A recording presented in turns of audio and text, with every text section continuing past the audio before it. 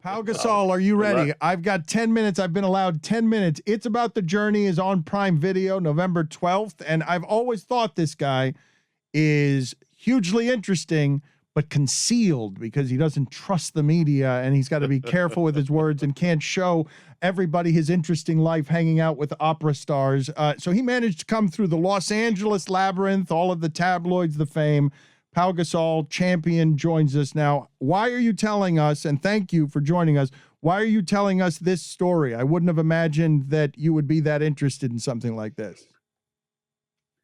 Thank you for having me, first of all. And I just wanted to, it was something that started once I suffered my second fracture in my navicular up in Portland. It started with the desire, I like to show, it wasn't just let's capture the rehab process. It was more like, how do you deal with hardship? How do you deal with uncertainty? And what are you going to do with it? And it was it was challenging for me at that time, emotionally and physically to deal with that. And I said, I want to capture it. Also, as I'm also one of my concerns and something that I wanted to show was how am I going to transition? I think I want to show the transition phase and preparation phase from such a special and unique chapter in my life, which is like NBA career, into the next one.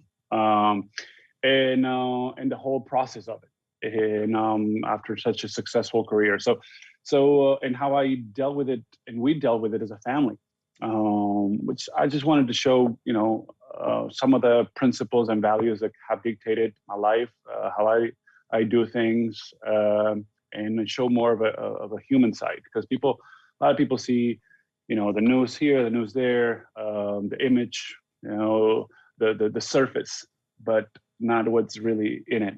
And I think the documentary shows that, I think, really well, and I'm extremely proud and happy of how everything turned out, and very emotional, and because we went through not just the uncertainty of the recovery, but the uncertainty of life with the pandemic and many other things that happened.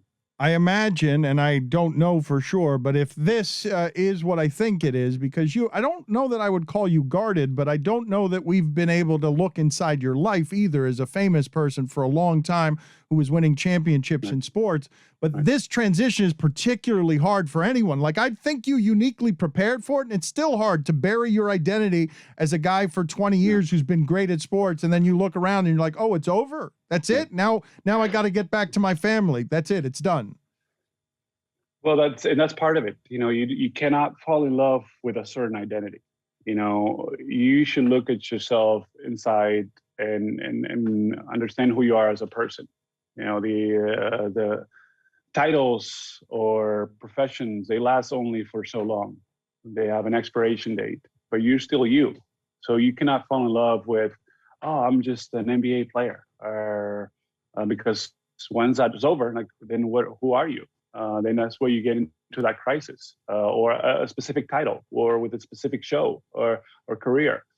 So it's meant to share also how I approach that, and how I prepare for that, and and MBA has been such a huge part of my career, and playing basketball. I played basketball since I was 6 years old, and it's been a big part of my life, and I'm thankful for it. But life goes on, and that part of my life, it's over. And now it's, what can I do with everything that I've experienced and I've gained through that time in order to implement it into the next chapter, into the next ventures, into the next goals. And that's part of how I approach this, and what I'm trying to share. And nothing will be like it. Like, that going in, you have an awareness. Everything you do from now on may be its own kind of fulfilling, but it will never match what the last 20 years of your life have been. Without question, it won't. It'll be different, and different. It's fine. It's kind of like going through different stages and ages in life. The 20s are great, 30s are great, but 40s are great, and you have to enjoy your 40s. You have to enjoy every stage and every step of the way. You can't get stuck into, oh, I wish I was 35 or 29, because I was so athletic, and I had so much energy, and yeah, that was fine, but that was just one part of your life. Now let's focus on enjoying the present. Let's focus on enjoying what's in front of us. And that's just also how, the things, again, how I live my life. And so that's what the values that I try to share in within the documentary. It's About the Journey on Prime Video, November 12th. Lightheartedly, I want to know the best, most memorable family fight you ever had, any point in childhood with your brother, that tree trunk brother of yours, Mark Gasol. I imagine that he kicked your ass and he dragged you all over the floor just because look at him. How did that work? Did you drag him or did he drag you? No, he definitely dragged me. Even though we were 4.5 years apart, he's obviously always been the bigger guy, not height-wise, but he's always been wider and stronger. So, and I've always been like thin and lean, and so yeah, a couple of because I always pushed Mark. I always wanted Mark to first to know that I'm the old brother, I'm the big brother, and you don't mess with the big brother, but also to to motivate him and to see how he would react and push him to be better. All right, so give us the story where you got your ass kicked because you did that. You pushed him to be better, and he got fed up. He didn't care about your reminders of older brother, by the way. He didn't care you were the older brother. Yeah, he didn't care. No, well, I remember once that we got tangled up, and I lost balance and I fell on my butt. And he kind of caught himself like, oh, geez, I just put my big brother on the ground. And I don't know how old we were. I don't know if we were like 12 and he was 7 or something like that, or I was 10, he was 5. I don't know. But I remember a couple of things where he would, physically be a problem at a young age.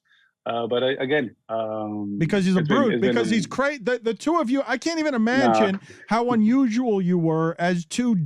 That's an unusual childhood, is it not? To be two guys in the same house who grow up to be people who always need new shower heads or different beds, or because it's not the most normal thing in the world for two people to be 7-footers like that. No, it's true. No, you have to talk to my parents about that, how that was like, and the challenges and how we ate, because we ate a lot too, and you had to buy a lot of extra food to feed these big guys or taller guys. But yeah, it was a challenge, and we played one-on-ones. We had, in the national team, especially in the summers when we got together, and people would just sit and watch because we just beat each other up. And it would end up someone bleeding at the end of the one-on-one. Bust a lip or something, because we would go hard. We would go hard at it. I think in the docuseries, Shane talks about that. How every time we played against each other, it was great, but we went at each other and we wanted to win.